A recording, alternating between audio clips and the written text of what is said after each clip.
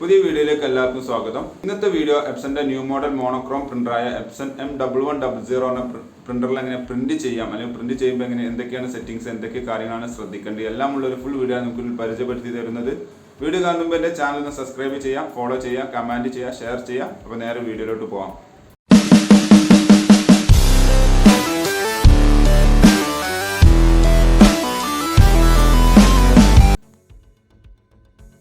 കമ്പ്യൂട്ടറിൽ നിന്ന് പ്രിൻറ്റ് കൊടുക്കണമെന്നുണ്ടെങ്കിൽ ഞാൻ ജസ്റ്റ് ഇവിടെ ഒരു ടെസ്റ്റ് പേജ് ഉണ്ടാക്കി വെച്ചിട്ടുണ്ട്. ജസ്റ്റ് ഡോക്യുമെൻറ്റ് ഇത് കളറാണ്, നമ്മളെ പ്രിൻ്റർ മോണോക്രോം ആണ്. അപ്പോൾ ഞാൻ ജസ്റ്റ് ഇതെല്ലാം ഒന്ന് മോണോക്രോം ബ്ലാക്ക് ആൻഡ് വൈറ്റ് ആക്കുകയാണ്.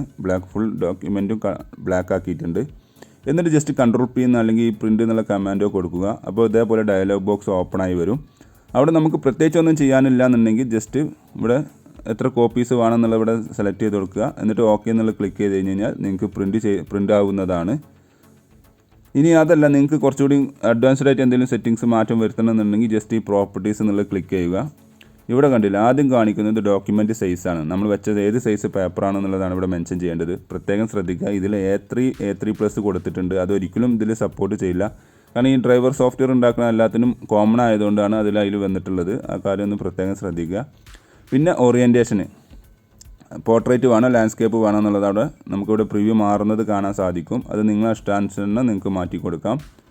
പിന്നുള്ളത് പേപ്പർ ടൈപ്പ്, ഏത് ടൈപ്പ് പേപ്പറാണ് നമ്മൾ ട്രയൽ വെച്ചിട്ടുള്ളതെന്നാണ്. ഇതിൽ നോർമലി പ്ലെയിൻ പേപ്പർ മാത്രമേ സപ്പോർട്ട് ചെയ്യുകയുള്ളൂ. മോണോക്രോം പ്രിൻ്ററാണ്, ഫോട്ടോ പേപ്പറൊന്നും സപ്പോർട്ട് ചെയ്യില്ല. പിന്നെ ക്വാളിറ്റി 3 ടൈപ്പാണ്: സ്റ്റാൻഡേർഡ്, ഡ്രാഫ്റ്റ്, ഹൈ. ഡ്രാഫ്റ്റ് എന്ന് പറഞ്ഞു കഴിഞ്ഞാൽ നല്ല മൈലേജ് കിട്ടും, ഫാസ്റ്റ് പ്രിൻറ്റിംഗ് ആവും, പക്ഷേ ക്ലാരിറ്റി കുറവായിരിക്കും.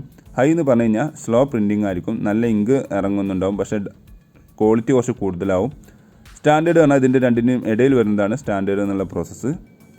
ഓക്കെ, എന്നിട്ട് അത് കഴിഞ്ഞിട്ട് നമുക്ക് വേണമെന്നുണ്ടെങ്കിൽ ഇവിടെ വാട്ടർമാർക്ക് ആഡ് ചെയ്യാനുള്ള ഓപ്ഷൻസൊക്കെ ഈ മോർ ഓപ്ഷൻസിലുണ്ട്. അത് ഞാൻ എങ്ങനെ വാട്ടർമാർക്ക് ആഡ് ചെയ്യില്ല എന്നുള്ളത് വേറെ വീഡിയോ ചെയ്തിട്ടുണ്ട്, അത് ഞാൻ ഡിസ്ക്രിപ്ഷനിൽ കൊടുക്കാം. എന്നിട്ട് ജസ്റ്റ് ഓക്കെ എന്നുള്ളത് ക്ലിക്ക് ചെയ്യുക.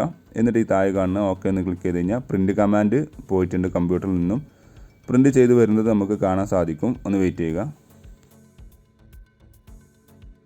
കണ്ടില്ലേ, പ്രിൻറ്റ് ചെയ്ത് വരുന്നുണ്ട്. നമ്മൾ കൊടുത്ത അതേ ഡോക്യുമെൻ്റ് തന്നെ കറക്റ്റായിട്ട് വന്നിട്ടുണ്ട്.